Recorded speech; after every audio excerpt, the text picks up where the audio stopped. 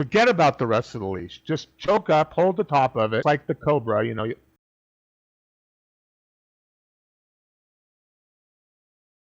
Well, in my book, I talk a lot about two different tools: the transit leash and the long training leash. Which, you know, back in the day, I used to use a 15-foot leash, and sometimes I'd use a 30, and sometimes I'd use a 50.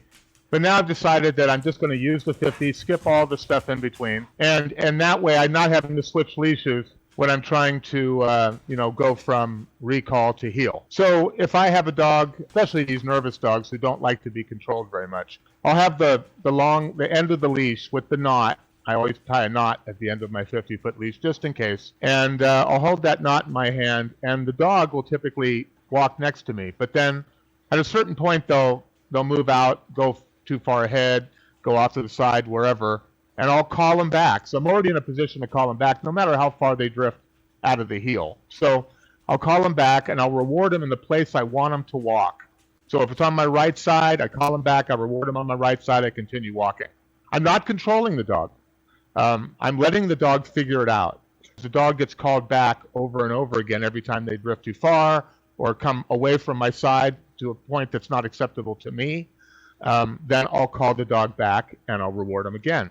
And when I get them to me and I start walking, let's decide I want to use. I have two kinds of heels too. I have a more fluid, loose heel, which is what I start with, and then I tighten it up as time goes on. I actually tighten up. If I want a tight heel, my hand's more like a pulley. I'm not really controlling the dog. I'll make a stop, and if the dog keeps walking, I'll give them a correction, and then they'll look back and realize that I'm not by their side. So I'll step right back up, get back in the groove. Whenever I say easy, a lot of times I'm testing them because I'm going to stop. I want them to anticipate the stop because that way they're paying attention to what I'm doing. So you can go from that tight heel to a looser heel without changing leashes. And that's the biggest thing about the long leash, is being able to seamlessly go from recall to heel. Now, what happens with all that leash, right, once the dog's next to you? Well, if you've seen my videos, you'll see that there's a lot of leash that's dragging behind me, right? That's because all I simply do is choke up on the leash when I want the tight heel, and I loosen up the leash and go further back when I want it to be a little looser. So to me, there's two versions of heel, and to avoid having to teach them separately, teaching heel and then going to recall, why not just combine them all right from the beginning? Start with the recall and turn it into a heel, and then when the heel gets sloppy, you go back to recall. In a position to make the correction no matter how far away the dog may get from you.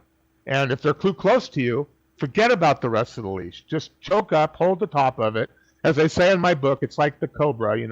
Worry about the head, don't worry about the body and the tail.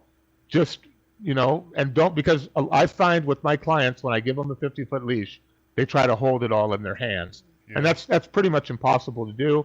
You're going to fumble around, and your dog's going to be doing other stuff, and you're trying to figure out how the leash is, and it's just not effective. So forget about the leash, forget about whether it drags in the ground and gets dirty.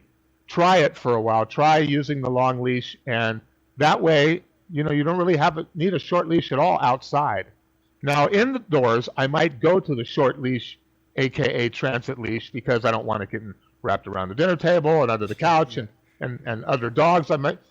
So I'm just trying to be, I mean, if I have open space, I'm using. I'm going outside. I'm using the long leash. Inside, I'm not going to use that because not only that too, but it's only so far the dog can actually run away from me in the house, right? Right. Yeah. So that's just for that. It just gives you that peace of mind, knowing that you've got 50 feet of leash that you can grab if the dog were to run after a squirrel or something. It's not like if you have a short leash and they run after a squirrel, you're chasing that dog, right? But if you have a 50-foot leash, you have it lying on the ground, you can step on the leash. That's why I put the knot on the end of the leash so that you could put your shoe down and the knot will catch on your shoe. Because a lot of times the leash can slip right out from under your foot and there goes the dog. So it's just a way to simplify the process so you're not using a whole bunch of tools, switching all the time when you don't really need to. And not only that, a big point is that when you switch from a short leash to a long leash, the dog recognizes that there's a change. So maybe they're anticipating come now. Yeah. We don't want the dog to anticipate anything. We don't want them to know whether we're doing heel, we're doing come, we're doing stay, because with the long leash, we can do all of that outside. There you got it, right from the source, from Weatherwax, which equals Lassie.